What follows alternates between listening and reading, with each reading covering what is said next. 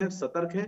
हम अब जो बिहार में हुआ उसको दोबारा नहीं होने देंगे, चाहे उसके लिए तो कुछ क्या भी करना पड़े। SIR गलत चीज है जो आप उसके खिलाफ रैली करने जा रहे हैं रामलीला मैदान में नई दिल्ली में? SIR गलत नहीं है, गलत है नीयत। अगर आप इंटेंसिव रिवीजन करना चाहते हैं, जिन लोगों को 2 जगह वोट है आप काटना चाहते हैं, वो ठीक है।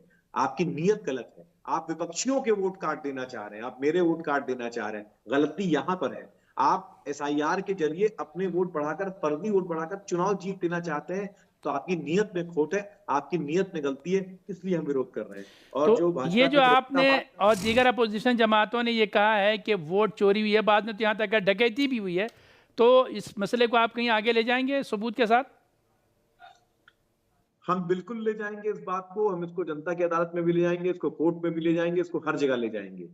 सवाल सिर्फ इस बात का है कि जिस तरीके की संवैधानिक संस्थाओं पर इनके एक जज साहब थे, उनको सपना आया तो उन्होंने मुकदमे का फैसला दे दिया। जी भारत में हालात इस कदर हो गए हैं कि जज ऑन रिकॉर्ड कहता है, कैमरे पे कहता है, इंटरव्यू में कहता है कि साहब हमको सपना आया था तो हमने मुकदमे का फैसला दे दिया। ये आधार कार्ड की बात कर रहे हैं साहब, आपने आधार कार्ड को मैं हटाया ही क्यों हाजिर था? हूँ आपकी हमको खिदमत में। मनीष साहब इस वक्त मजलिस इत्तेहादुल मुस्लिमीन के रहनुमा और तर्जमान जनाब इशरत हुसैन साहब भी राब्ते में हैं। अस्सलाम वालेकुम जनाब। इशरत हुसैन साहब मेरी आवाज़ सुन रहे हैं? वालेकुम सलाम जी। जी वालेकुम सलाम। जी बिहार इलेक्शन और इसके नतायज सब कुछ सामने आ चुके हैं। अपोजिशन इल्ज़ाम लगा जी रहा है कि धांधली हुई है, चोरी हुई है, यहाँ तक कहा जा रहा है कि जी डकैती हुई है।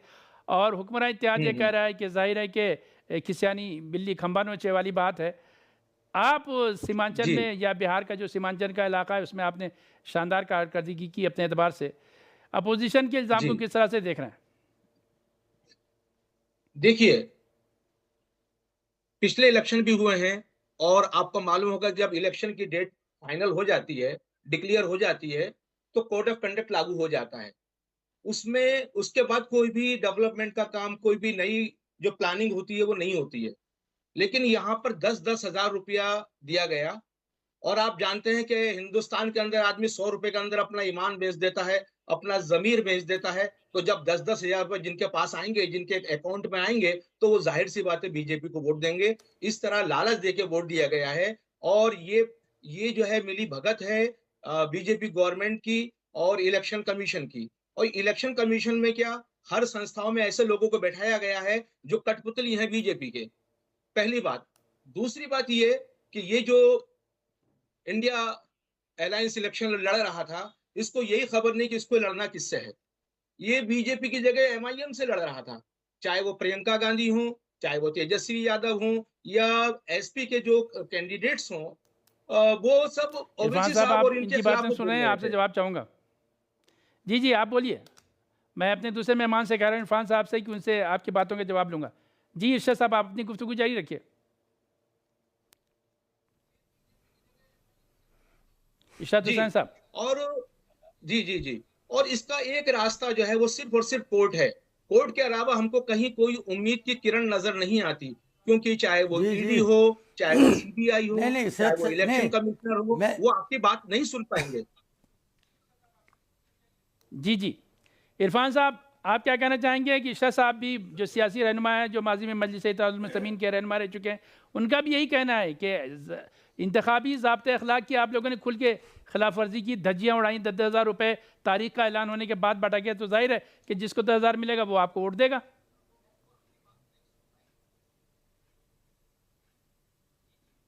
जी इरफान साहब।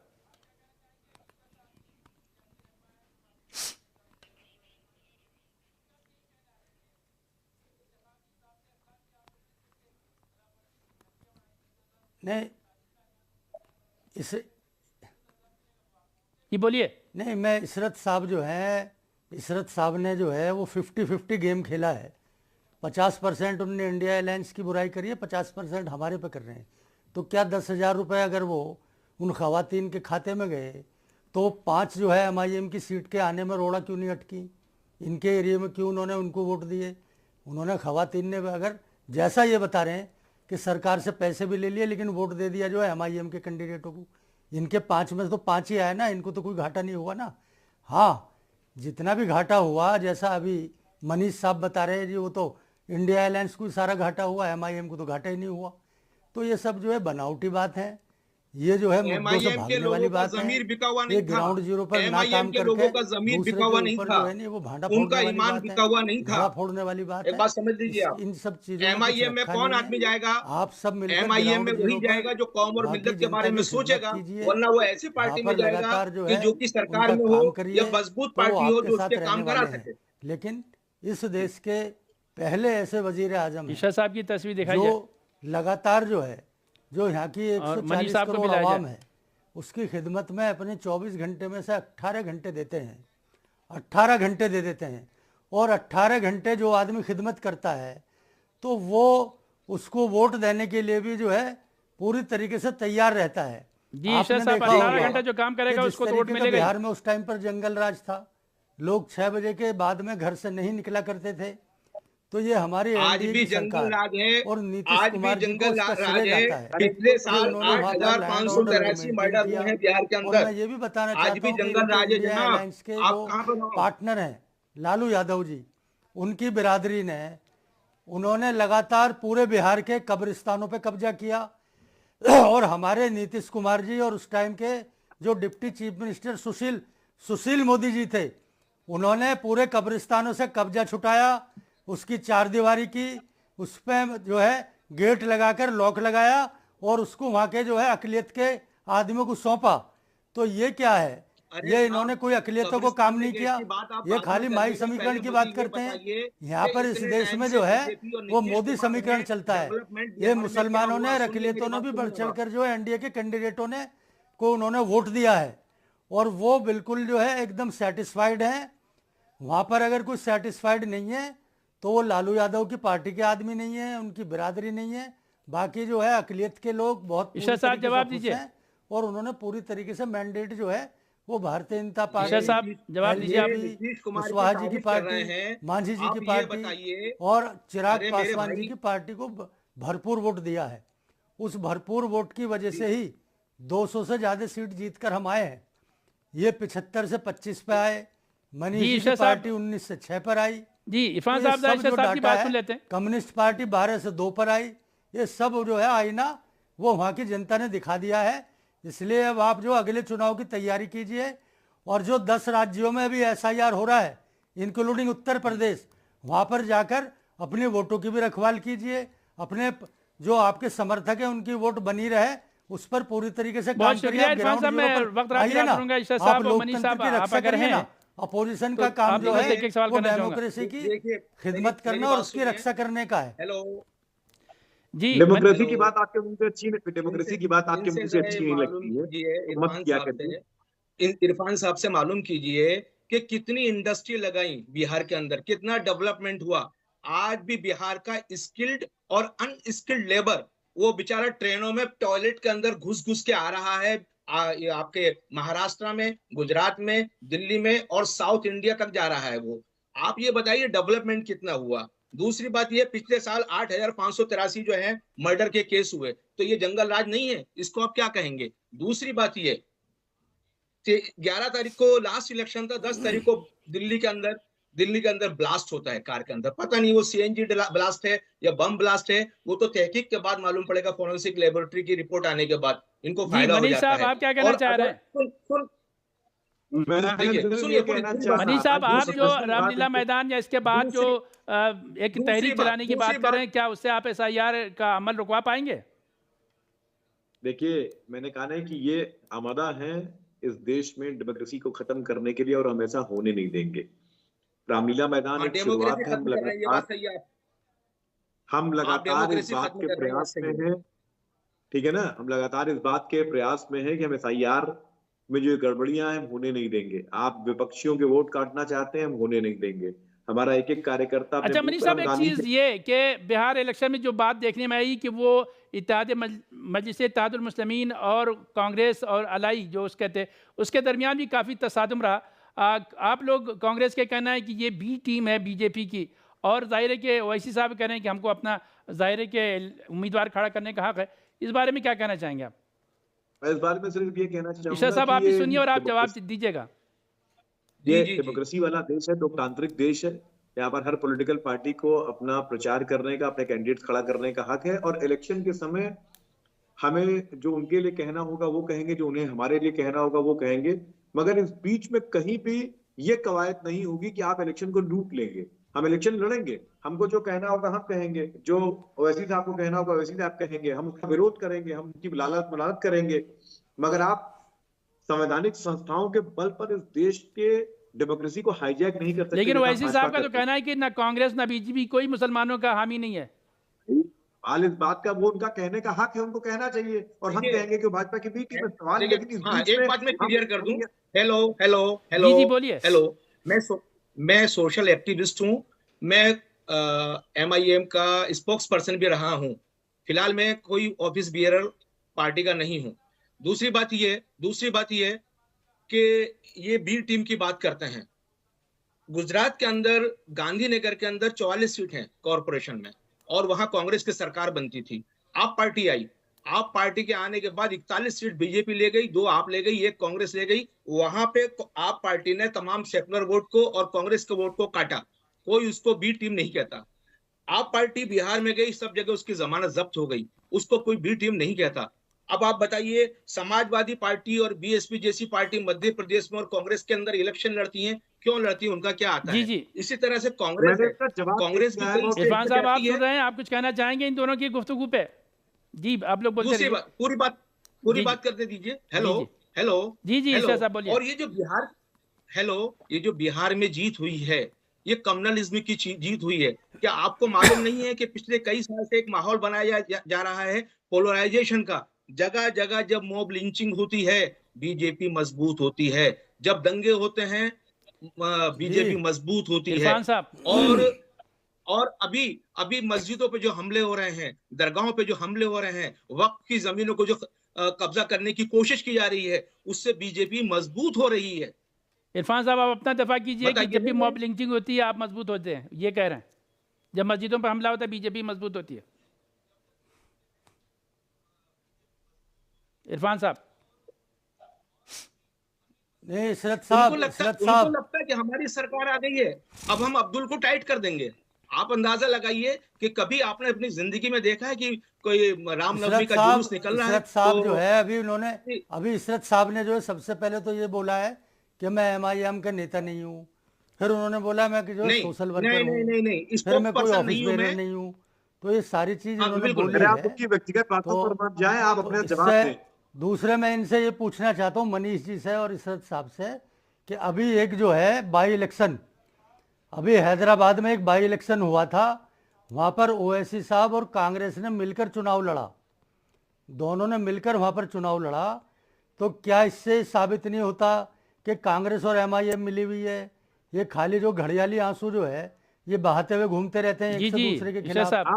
तो इन चीजों से कुछ होने वाला नहीं है। आप ग्राउंड जीरो पर जाकर जो है दोनों पार्टी काम करिए, आवाम की खिदमत कीजिए, हमने भी काम कराइए। एक जमाने इस तरीके की बहानेबाजी से जनता आपका जो है साथ देने वाली नहीं है। और हमने इसलिए वोट दिया है कि हमारे तो अभी से समझ लीजिए 2047 तक जो है और एक बहुत बुरी पार्टी थी, हमने जो है इंडिया को डेवलप करने का जो ताहिया करा है हमारे वजीर आजम नरेंद्र मोदी साहब ने। तो 2047 तक कोई वैकेंसी आपके पास खाली नहीं है।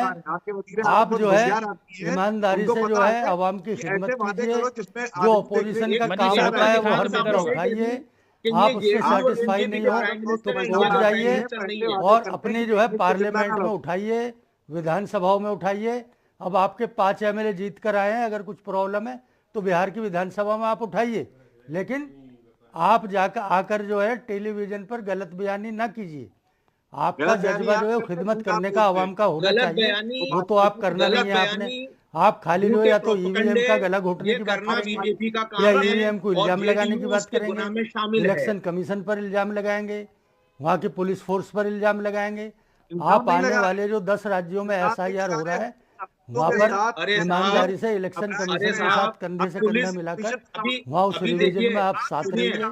आप अपनी वोट भी बचा कर रखिए और दूसरों की वोट की भी रखवाली कीजिए। ये मैं आपको इस चैनल के माध्यम से बताना चाहता हूँ, लेकिन आपको आवाम की खिदमत करनी पड़ेगी। अभी एंटी इनकम्बेंसी नाम की कोई चीज होती नहीं है। हाँ, जहाँ जहाँ आपकी सरकार है वहाँ जरूर एंटी इनकम्बेंसी है।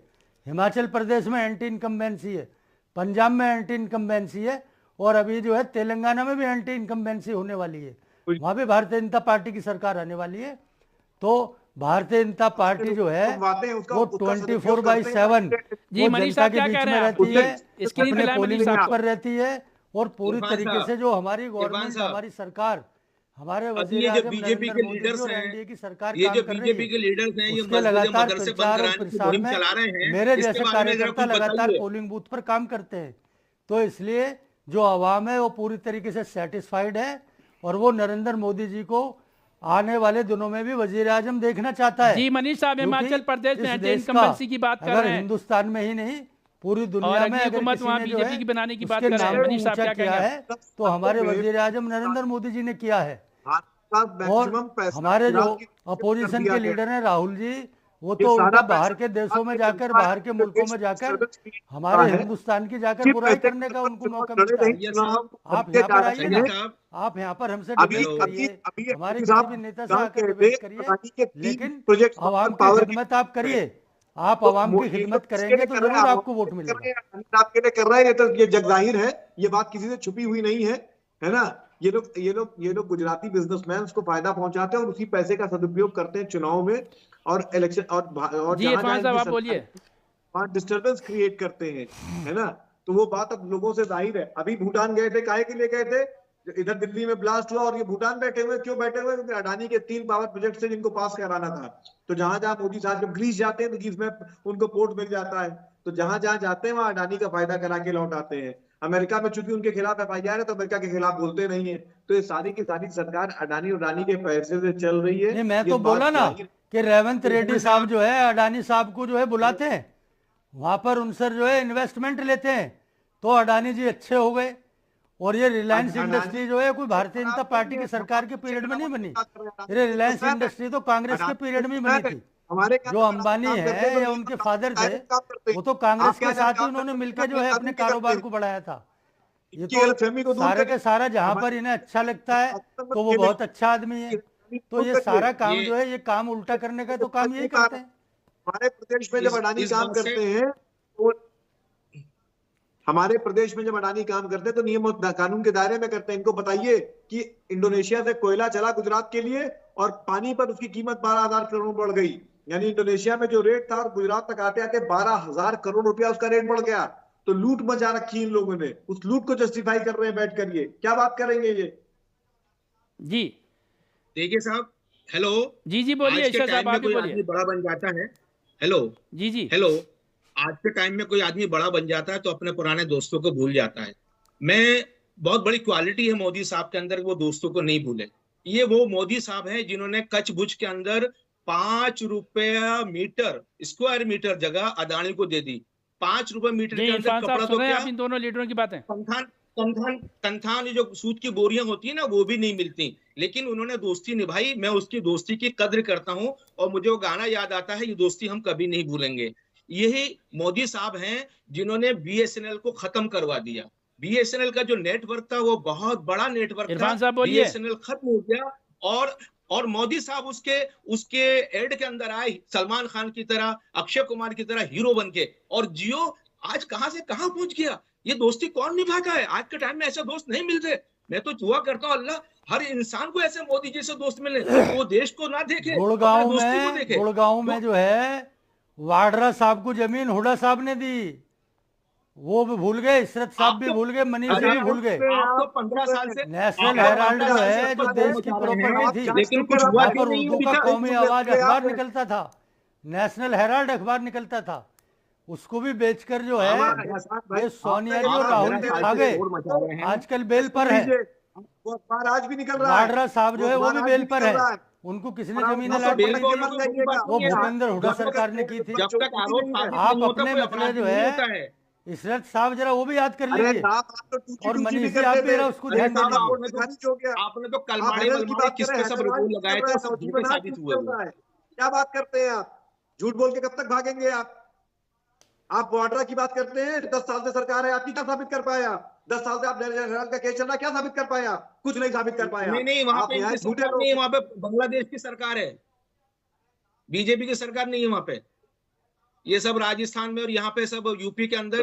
अरे भाई, कोर्ट में आप साबित आप करवाओ ना आप उसको, आप जेल को कंप्लेन कर पाएंगे? जेल में भेजिए वाड्रा को। आप झूठे लोग हैं, झूठ बोल के भागने वाले लोग हैं। जी अरे अरे साहब, ये बताइए इरफान साहब, आप देखिए, पहली बात तो ये, मैं इरफान साहब की बहुत मतलब इनकी हिम्मत की दाद दूंगा, बहादुरी की, क्योंकि कोई मुसलमान अगर बीजेपी में पहुंचे या बीजेपी को सपोर्ट करने वाली पार्टी में पहुंचे तो उसके अंदर बहुत हिम्मत चाहिए। उसको अपना ईमान बेचना पड़ता है, वो कोर्ट उसको में ही अपना मुकदमा जमीर चल रहा बेचना है उन पड़ता पर। है। आज जो उन पर आज जो कोर्ट में ही मस्जिदें मुकदमा और चल रहा मदरसे है। बंद करने की बात बीजेपी जितने भी वाले उनके नेता कर रहे इल्जामात हैं, थे, आप आप कुछ बोल नहीं सकते, आप बोल नहीं सकते, आपकी जुबान खामोश हो जाएगी। अगर आज किसी कारखाने के अंदर 10 मुसलमान नमाज पढ़ लें, उनको अरेस्ट कर लिया जाता है। अगर किसी ट्रेन के अंदर कोई नमाज पढ़ ले, उसकी मॉब लिंचिंग हो जाती है। अगर चंद हॉस्पिटल में सेकंड में नमाज पढ़ जवाब ले, दीजिए उसको इरफान साहब, चंद सेकंड रहेंगे मेरे पास। इशरत साहब, आप नहीं आपसे बोल ज्यादा सकते, मेरा आपकी ईमान जुबान- मजबूत है। आपकी जुबान आपका तो ईमान इतना मजबूत नहीं जितना मेरा मजबूत है। और ये भारतीय जनता पार्टी, कांग्रेस या अरे MIM, आपके कब्रिस्तान बहुत ऐसा बहुत नहीं शुक्रिया, हम कि तीनों MIM मेहमानों के गुजारा तो शुक्रगुजार आपको हैं, जन्नत का टिकट मिल गया। इरफान साहब, इरशाद साहब और मनीष हिंदवी साहब के तीनों मेहमानों ने प्रोग्राम के आखिर तक हमारा साथ दिया। नाजरीन, जमीनें कब्जे हो रही आपने हैं, आपका हमारे जमीर कब जागेगा? कब तक दरिये बिछाओगे? जी बहुत शुक्रिया, हम तीनों मेहमानों के शुक्रगुजार हैं, उन्होंने अपना कीमती वक्त हमें इनायत किया है। बहरहाल बिहार इलेक्शन अपने इख्तिताम को पहुंचा, नतीजे का ऐलान हो चुका है। कल 11:30 बजे एक बार फिर नीतीश कुमार 10वीं बार एक रिकॉर्ड बनाने जा रहे हैं, वजारत आला के ओहदे का हलफ उठाएंगे। लेकिन बिहार इलेक्शन के बाद जो नतीजे आए हैं उस पर जो तनाज़ा खड़ा हुआ है उसका सिलसिला जारी रहेगा। जैसे कि आपने अपोजिशन के लीडरों की बातें सुनी कि वो सुप्रीम कोर्ट भी जाएंगे और अवाम की अदालत में भी जाएंगे, और मुख्तलिफ़ तरह से वो SIR हो या जो बिहार का नतीजा है या नताइज हैं उसके ख़िलाफ़ अपनी आवाज़ बुलंद करेंगे। लेकिन भारतीय जनता पार्टी और इसकी इत्तेहादी जमातों का यही कहना है कि अवाम ने एक बार फिर उन पर एतमाद किया है, NDA पर एतमाद किया है, जो उन्होंने काम किया उसको उन्होंने उसका एतराफ़ किया और इसलिए उन्होंने वोट दिए। बहरहाल इल्ज़ामात और जवाबी इल्ज़ामात का सिलसिला जारी रहेगा। देखते हैं कि अगले दिनों, अगले हफ्तों और अगले महीनों में क्या सूरत हाल निकल कर सामने आती है। आज अपोजिशन इस बारे में कुछ सबूत पेश करती है। यानी अगले प्रोग्राम तक के लिए मुझे अब्बास सिद्दीकी और दीगर साथियों को इजाज़त दीजिए। खुदा हाफिज़, बहुत शुक्रिया।